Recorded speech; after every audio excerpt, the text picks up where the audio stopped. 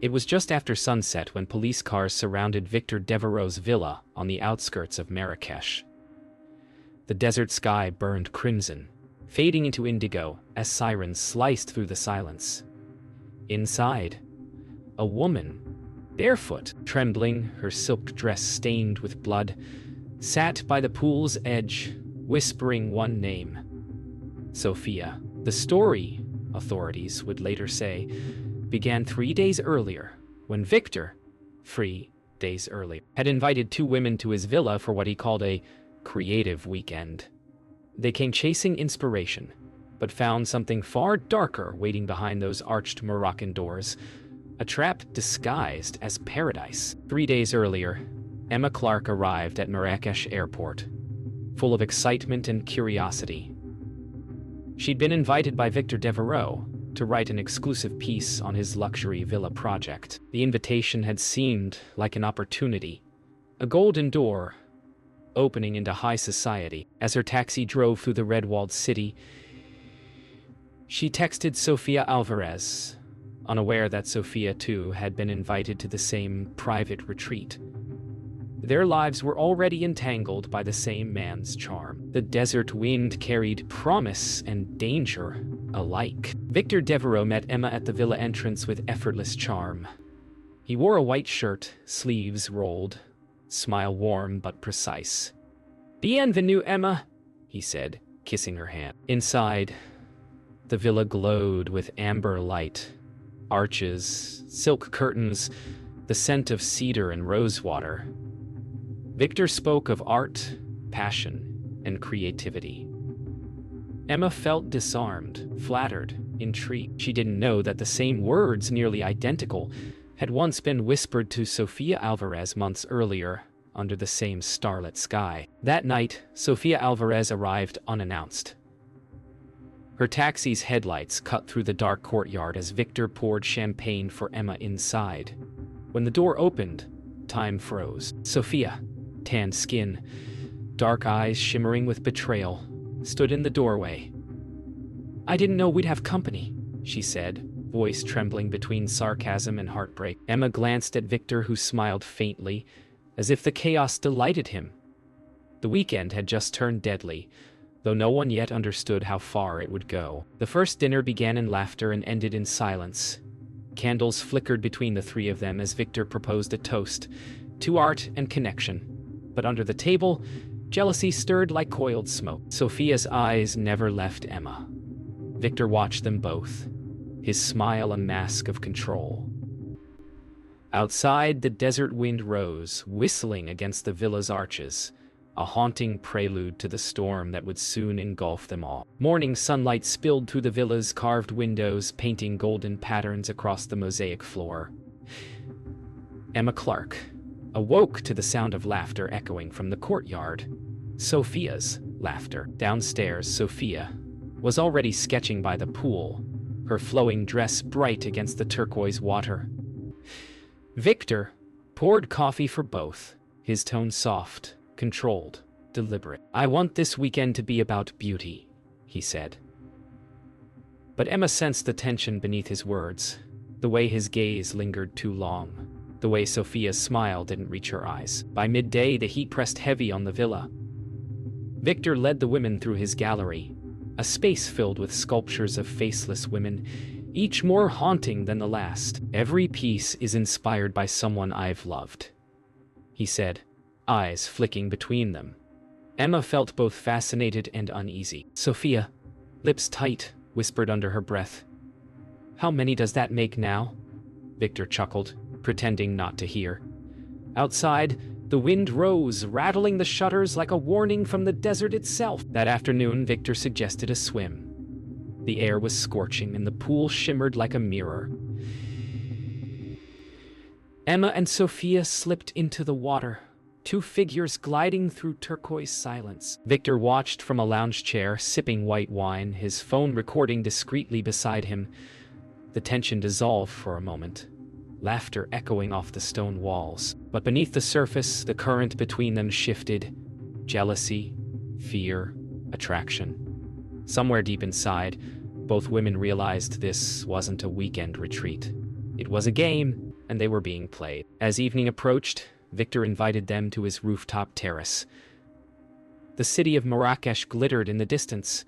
A low jazz record played as he opened another bottle of wine. "To the muse who inspires us," he said, raising his glass. Emma smiled politely, but Sophia's hand trembled as she drank. "You said that to me once," she murmured. Victor leaned closer. "I say it to whoever deserves it." The air thickened with unspoken truths.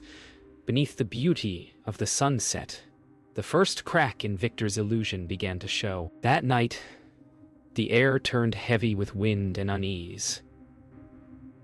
Emma found Sophia in the corridor, sitting on the floor outside Victor's study, tears streaking her cheeks. "He told me I was different," Sophia whispered. "But he said the same to you, didn't he?" Emma hesitated, guilt twisting inside her. In that moment, an uneasy alliance formed between the two women, unspoken but powerful. Downstairs, Victor watched the security feed, his smile cold and knowing. The game, for him, had just begun. The heat of the day had softened to a simmering stillness by evening. A storm brewed on the horizon, dark clouds rolling in as the wind picked up, howling through the narrow passageways of the villa. Dinner was served in the grand dining room, but it felt more like an interrogation than a meal. Victor Devereaux was in his element. Charming, distant, observing. Emma Clark forced a smile, but her eyes darted to Sophia, whose silence grew unbearable. "Let's toast to a night of inspiration," Victor suggested, his voice smooth, controlled. Sophia didn't respond. Her eyes were fixed on the door. As the night deepened, the storm hit. Rain battered against the villa's windows, the air crackling with energy. Sophia, restless, excused herself, claiming she needed air. She stepped out into the courtyard and Emma followed, concerned. But when she reached the garden, Sophia was gone. The wind howled, louder now, twisting through the courtyard like a living thing. Victor appeared beside her, calm, almost amused. "Shall return," he said, but there was a finality in his tone, something that chilled Emma to the core. The storm continued to rage, but inside the villa, a thick silence settled. Emma waited by the door, her stomach in knots. Hours passed, and Sophia didn't return. She finally sought out Victor, who was standing in front of the large fireplace, his hands clasped behind his back. He didn't turn to face her when she spoke.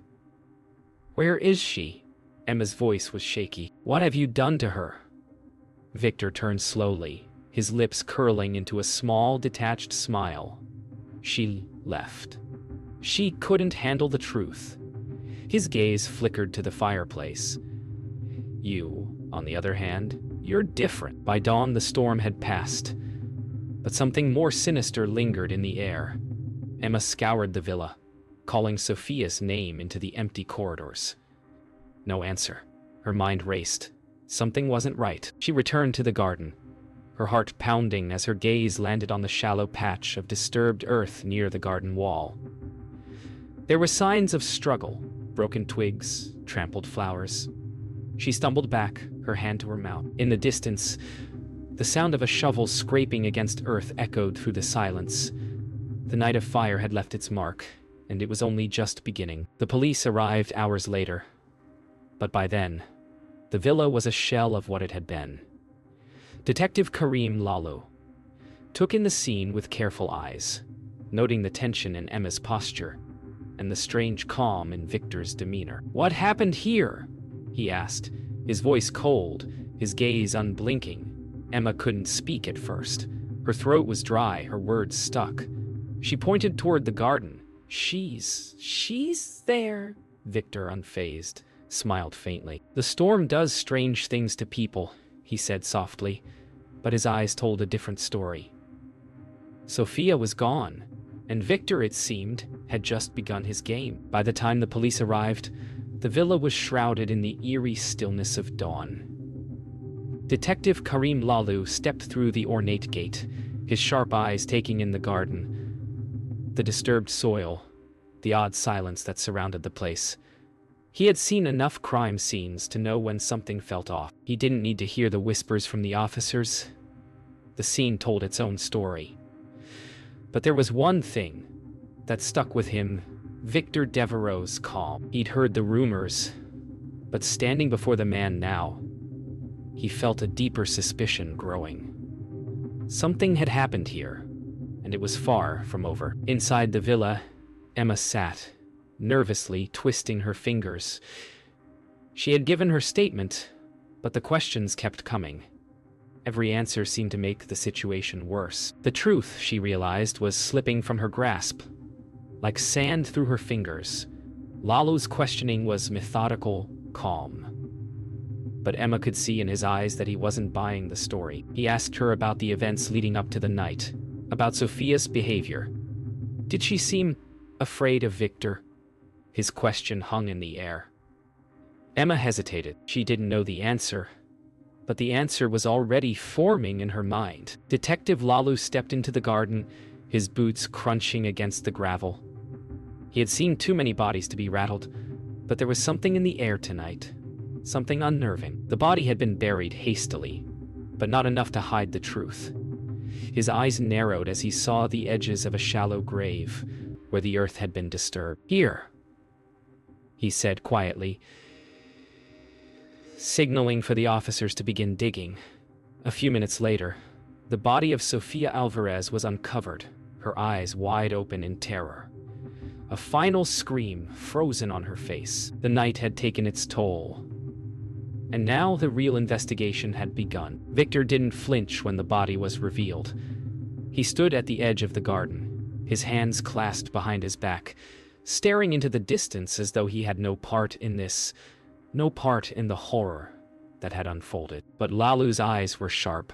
"It's all there," he said, pointing to the body, then to the disturbed earth. "You wanted control, didn't you? But not just of her, of both of them." The words hit harder than expected, and Victor's calm smile faltered for a brief second.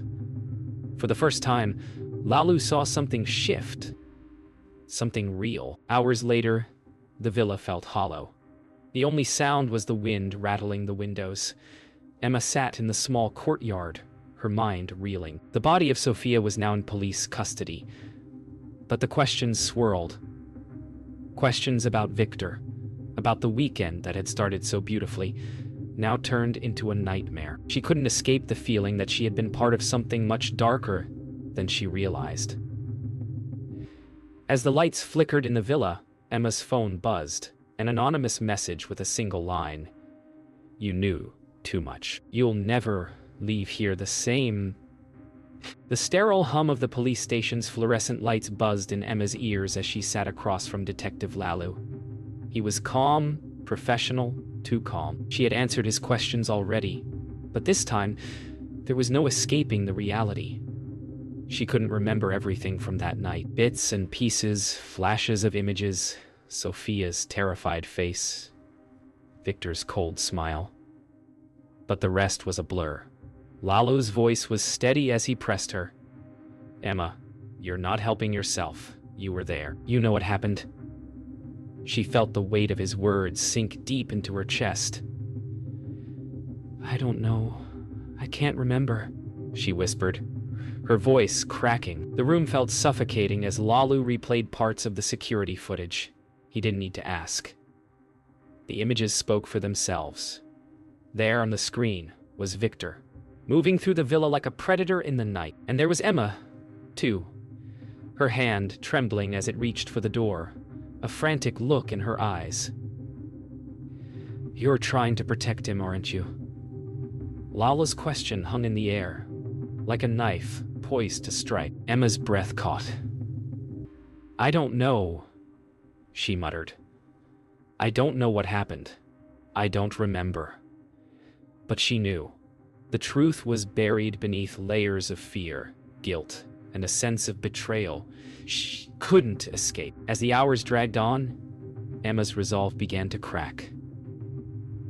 She was exhausted, physically, emotionally, and mentally. The endless cycle of questions felt like a loop, but somewhere between the interrogation and the pressing silence, the fragments of her memories began to return. Flashes of the storm. Victor's voice, low and insistent, urging her to help him cover up. Sophia's body, cold and lifeless, buried beneath the garden. I didn't mean for it to happen, Emma whispered. Her hands gripped the table, knuckles white. I didn't know what to do. Lalu remained silent, watching her closely. You didn't know, but you helped anyway. As Emma's confession grew more coherent, she began to piece together what had happened. Sophia had confronted Victor that night. Something had snapped. There was an argument in the villa's hallway, the sound of raised voices, Sophia demanding the truth. But Victor had been too controlled, too calculated. Emma had tried to intervene, tried to stop the violence, but she was too late. I didn't know what to do when he told me to help him bury her, Emma said, her voice trembling. I didn't know if I could say no. Lalu leaned forward, his expression softening for the first time. You didn't have to, but you did, and that's what matters. The confession had changed everything. As the hours passed, Emma was allowed to rest briefly, but the damage was done. She now understood what had happened in full. The manipulation, the control, the deadly game Victor had played. She realized the truth with a sickening clarity. She had been an unwitting accomplice. Lalu stood outside the interrogation room, watching Emma through the one-way mirror. Her fractured mind, her shattered memories. He could see the guilt weighing on her like a burden. But in his eyes, there was a quiet resolve. He had the truth now. But would it be enough to bring justice? Emma sat in the small, dimly lit office. The walls lined with case files and photographs of the villa. Detective Lalu stood by the window, looking out at the sun setting over the city. The pieces had all come together.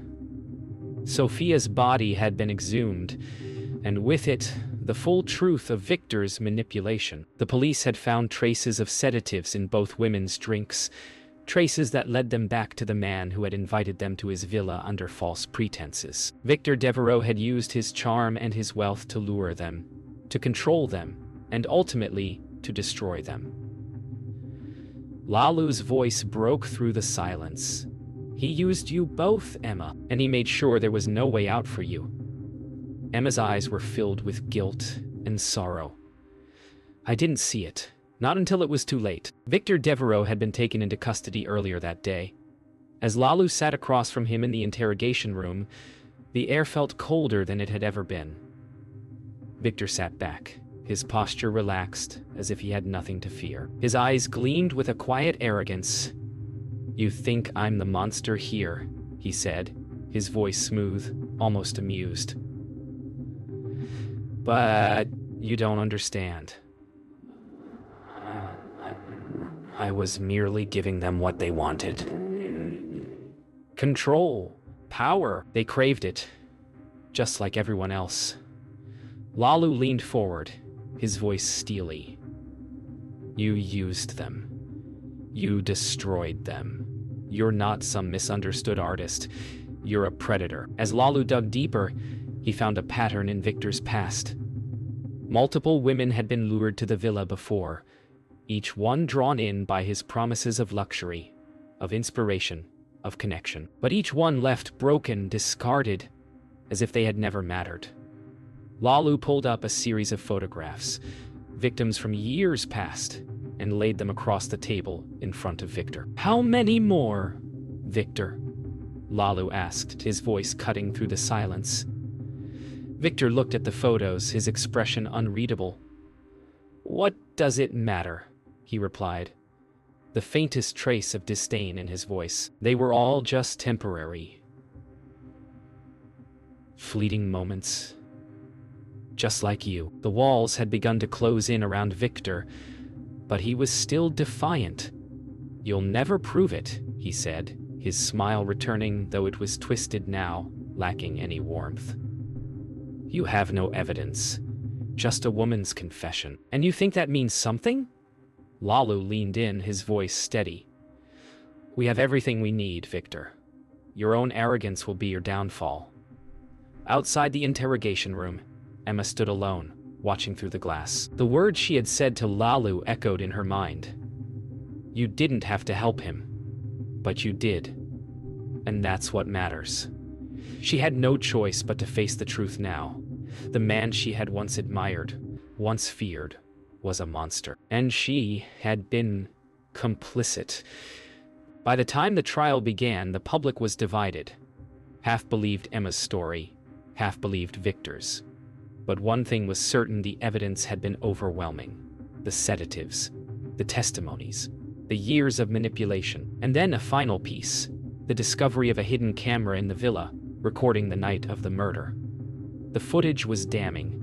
Victor, smiling calmly as Sophia struggled, as Emma hesitated.